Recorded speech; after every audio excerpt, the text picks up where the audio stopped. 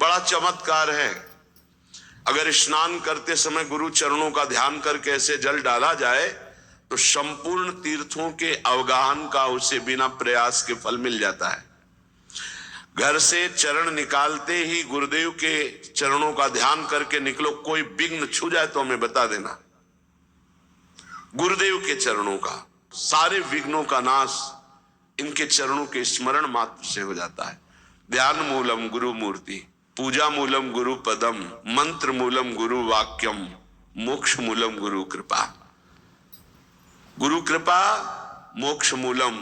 संसार से मुक्त होने के लिए मूल क्या है? गुरु कृपा है। बड़े सौभाग्य हैं जब श्री जी कृपा करती हैं तो अपने नाम रूप लीला धाम की स्थापना करने वाले रसिकों का संग प्रदान करती है।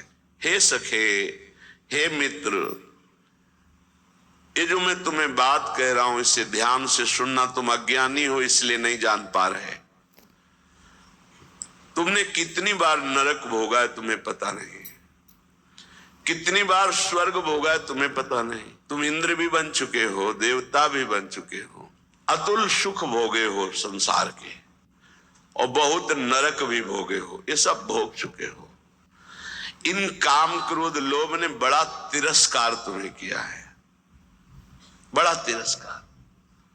अंदर से देखो, जो काम के गुलाम हैं, अंदर से देखो कैसा ये नचनी नाच नचाता है, कैसा ये तिरस्कार करता है, पागल श्वान की भांति घुमाता है। वो स्वामी तुलसीदास जी ने लिखा है, पद सिर त्राण बजे, जूते पड़ते हैं सिर पे, फिर भी इसको समझ में नहीं आता। इन भोगों ने कितना तुम्हारा अपमान किया, तो स्वतंत्र विनाशी कितना परास्त हो गया।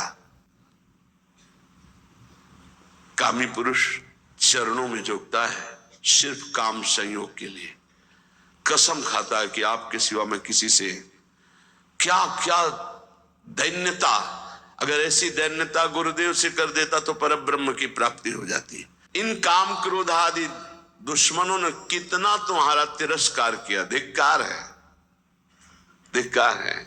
बहुत बहुत विचित्र दशा है। भगवान बड़ी कृपा करते हैं जब सांसारिक प्यार में ठोकर दे, बड़ी कृपा होती उनकी। जिनको थोड़ा भी धर्म का ज्ञान है उनका रास्ता प्रभु की तरफ खुल जाता है। बहुत द्रवित हृदय होता है आशिकों का, वही आशिकी अगर मुड़कर हरि की तरफ लग जाए तो परमानंद की प्राप्ति हो जाए। आसक्ति को मोड़ दिया जो पत्नी में है, पुत्र में है, मां में है, पिता में है, शरीर में, भोगों में, वैसी थोड़ा प्रभु में हो जाए, निहाल हो जाए जीव।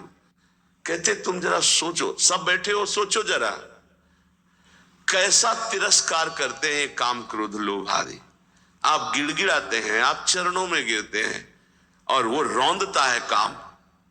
वो तुम्हारे तनिक भी सम्मान की बात नहीं देखता, वो तुम्हें बार बार गिराता है, बार बार पतित करता है। तुम्हें कभी इस विषय में अहम जागृत नहीं होता कि मेरी कितनी दुर्गति हो रही, मैं कितना नीचे गिरता जा रहा हूं, मैं कितना नीच हो चुका हूं। कभी इसमें अहम जागृत करो कि अय काम तूने बहुत परास्त किया, अब मर चाहे जाऊं तुझे स्वीकार नहीं करूंगा। एक बार करो तो भगवान का बल जागृत हो जाए। जहां अहंकार नहीं करना चाहिए वहां अहंकार करते हो। गुरुजनों से, पूज्य जनों से, शास्त्रवेत्ताओं से, भगवत प्रेमियों से यहां दैन्यता, यहां गिड़गिड़ाओ, यहां बार बार अपने अहंकार को गिराओ तो यहां मंगल हो जाएगा। लेकिन नहीं, यहां अहम दिखाओगे और वहां काम की गुलामी में गिड़गिड़ाओगे। वहां अपने अहम को जागृत करो तो तुम्हें वीर समझे कि अय काम अब तक बहुत परास्त किया, आज मैं भगवान के चरणों का आश्रय लेकर देखता हूं कि तू अब कैसे परास्त करता है। तू भी भगवान की शक्ति से युक्त है तो मैं भी भगवान का अंश हूं और उन्हीं की शक्ति से संपन्न हूं। देखता हूं तू मुझे कैसे परास्त करता है। यहां हम जागृत करो तो कुछ समझ में आवे। इन काम आदि दोषों ने कितना तिरस्कार किया। हे सखे, कभी तूने सोचा नहीं? अब वर्तमान में सोच लो, अभी इसी क्षण। ये मानव देह इन विकारों पर विजय प्राप्त करके भगवद आनंद में डूबने के लिए मिला है। इसलिए हे सखे, मत सुख की लालसा से इन काम आदि की गुलामी करो, ये कभी सुख नहीं देने वाले। क्लेश, अशांति, जलन के सिवा नहीं मिल सकती। लिख लो कागज में या दिमाग में लिख लो, भोगी पुरुष को केवल अशांति, क्लेश, हीनता, भय और असत विचार यही उसके बढ़ते चले जाते हैं।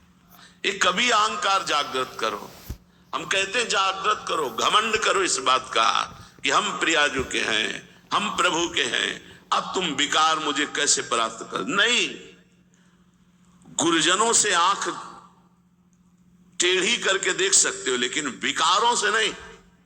ये आप अंदर देख लो, बैठे हो अपने सब, जैसा वो कहेंगे वैसे ही तुम्हें घुटने टेकने होंगे। वहां अहंकार तुम्हारा नहीं दिखाई देता।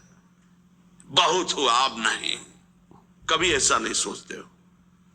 अगर सोचोगे भी तो एक ही धोबिया पछाड़ मारेगा, काम की मुंह भरा गिर जाओगे। अगर बचना है तो हरिनाम बल, राधा राधा राधा राधा और महापुरुषों के चरणों का आश्रय। अरे जागृत हो, तू अविनाशी का बच्चा है, तुझे कोई नहीं परास्त कर सकता। शरीर भाव में आने के कारण तेरी दुर्गति हो गई। उठ, अपने स्वरूप को जान। इसीलिए मानव देह मिली है, बहुत बड़ी वस्तु है ये वही पकड़ सकता है जिस पर श्री जी की हेतु की कृपा है। श्रीपाद कह रहे, काम क्रोध आदि पर विजय प्राप्त करने के लिए, समस्त भोगों पर विजय प्राप्त करने के लिए, समस्त दोषों का तिरस्कार पूर्वक त्याग करने के लिए क्या करो? कोई अंग न बकाया रहे, पूरे शरीर में वृंदावन की रज लगाओ।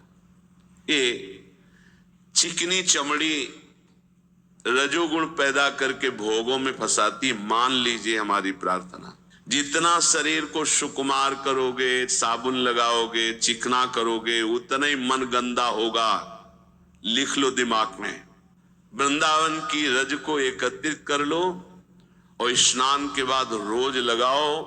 हमारी ये बात मान लो, ये जब तक रजकण शरीर में नहीं लगेगा तब तक विषयों पर विजय प्राप्त करना बहुत कठिन है। ये श्री जी की चरण रज, ये श्री जी की रसिकों की चरण रज में अनंत शक्ति है। उसी अनंत शक्ति से हम इन काम आदि दोषों पर विजय प्राप्त कर सकते हैं। इन काम आदि दोषों पर विजय प्राप्त कर सकते हैं। अब श्री जी के पास चल, तो एक तैयारी कर लो, मरना है। अब ये समस्या है, श्री जी ऐसा कुछ करे कि एक जो है हवाई जहाज भेजे और उसी में सब बैठ जाए आराम से, जा रहे निकुंज, ऐसा तो चलेगा, लेकिन मर के चल रहा है। और इस देश में मर के ही चलना होता है। यहां कब कौन बिछड़ जाए, जाने की तैयारी कर लो। हमारे सत्संग का उद्देश्य है प्रियालाल की प्राप्ति, और उस प्राप्ति के लिए आपको अटैची हर समय तैयार रखना है। अटैची में नाम वाणी होना चाहिए। नाम रूपी धन, वाणी रूपी धन आपके भाव रूपी अटैची में तैयार है तो आप पक्का समझो रिजर्वेशन है आपका। हमारी श्री जी के यहां से पालकी आती, विमान नहीं आता, ध्यान रखना। मधुर मधुर नौ किशोरी सखियां श्री जी की पालकी में बैठाल के ले जाती हैं उस नवीन सखी को।